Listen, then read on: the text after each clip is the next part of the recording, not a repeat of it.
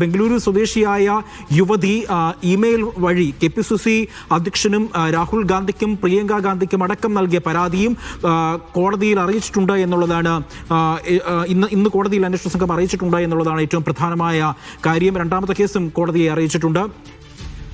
രാഹുൽ മാങ്കൂട്ടത്തിനെതിരായ രണ്ടാമത്തെ കേസിൽ അതിജീവിതയ്ക്ക് നോട്ടീസ് അയച്ച് പോലീസ് മൊഴി നൽകാൻ കഴിയുന്ന സമയവും സ്ഥലവും അറിയിക്കണമെന്നാണ് ആവശ്യപ്പെട്ടാണ് മെയിൽ അയച്ചത്. മറുപടി ലഭിച്ചാൽ ഉടൻ തന്നെ മൊഴിയെടുക്കും. സിജോ വി ജോൺ ഉണ്ട് വിവരങ്ങൾ നൽകാനായി. സിജോ, രണ്ടാമത്തെ കേസിൽ ഇതുമായി ബന്ധപ്പെട്ട് അതിജീവിതയ്ക്ക് മൊഴി എടുക്കാൻ പോലീസ് നോട്ടീസ് അയച്ചിരിക്കുകയാണ്.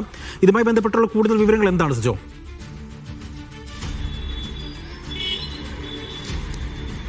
അതിജീവിതയുടെ മൊഴിയെടുക്കാനുള്ള നടപടികളിലേക്ക് അന്വേഷണ സംഘം കടക്കുകയാണ്. ഇതിന്റെ ഭാഗമായി ഈ പരാതി നൽകിയിരിക്കുന്ന KPCC നേതൃത്വത്തിന് അയച്ചിരിക്കുന്ന മെയിലിലേക്ക് ഇപ്പോൾ അന്വേഷണ സംഘവും ഒരു മെയിൽ അയച്ചിരിക്കുകയാണ്. എപ്പോഴാണ് മൊഴി നൽകാൻ സമയമുണ്ടാവുക, ഏത് സ്ഥലത്ത് വെച്ചാണ് മൊഴി നൽകാൻ തയ്യാറാകുക തുടങ്ങിയ കാര്യങ്ങളാണ് ചോദിച്ചിരിക്കുന്നത്.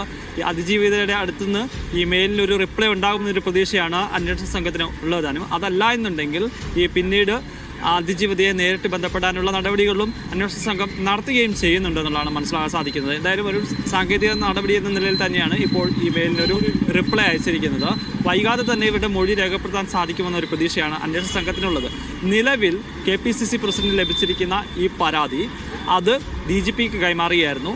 അതിനുശേഷമാണ് ഇതിൽ പ്രത്യേക അന്വേഷണ സംഘത്തിന് ഇത് തുടർ നടപടിക്കായി കൊടുക്കുകയും ചെയ്തിരിക്കുന്നത്.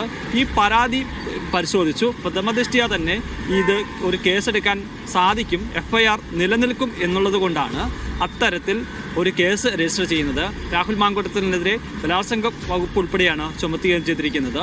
ഈ ഫനിയെ ഇതുവരെയും പ്രതിയാക്കിയിട്ടില്ല. അതിൽ ഒരു തീരുമാനം വരുന്നത് ഈ അതിജീവിതയുടെ മൊഴി രേഖപ്പെടുത്തും. ഈ ഫനിയുടെ ഇതിൽ ഇടപെടലിനെ കുറിച്ച് വിശദമായി പരിശോധിക്കും. അതിനുശേഷമായിരിക്കും ഏതെല്ലാം വകുപ്പുകൾ ചുമത്തി കേസെടുക്കണം എന്ന കാര്യത്തിൽ തീരുമാനമെടുക്കുക. ഇനി ഇതുമായി ബന്ധപ്പെട്ട് മറ്റാരുടെയെങ്കിലും സഹായം രാഹുലിന് ലഭിച്ചിട്ടുണ്ടെങ്കിൽ അവരെയും ഈ കേസിലേക്ക് പ്രതിയേർക്കാനുള്ള നടപടികളിലേക്ക് പോവുകയും ചെയ്യും. നേരത്തെ ഈ അതിജീവിത തന്നെ ഈ പരാതിയിൽ പറഞ്ഞിരിക്കുന്നത് ക്രൈംബ്രാഞ്ച് സംഘം ആയി ഞാൻ സംസാരിച്ചിരുന്നു എന്നാണ്. നമുക്ക് മനസ്സിലാക്കുന്ന ഒരു കാര്യം, നേരത്തെ രാഹുൽ മാങ്കൂട്ടത്തിനെതിരെ ചില ഓഡിയോയൊക്കെ പുറത്തു വരുന്ന സമയത്തൊക്കെ നിരവധി ആരോപണങ്ങളൊക്കെ വന്നിരുന്നു. അത്തരത്തിൽ ആരോപണം ഉന്നയിച്ച ഒരു യുവതി കൂടിയാണ് ഇവർ എന്നാണ് മനസ്സിലാക്കുന്നത്. അന്ന് ഈ ക്രൈംബ്രാഞ്ച് സംഘം ഇവരുമായി ബന്ധപ്പെടുകയും ചെയ്തിരുന്നു. പക്ഷേ കേസുമായി മുന്നോട്ട് പോകാൻ താല്പര്യമില്ല എന്നുള്ള കാര്യമാണ് അന്ന് അവർ പറഞ്ഞിരുന്നത്.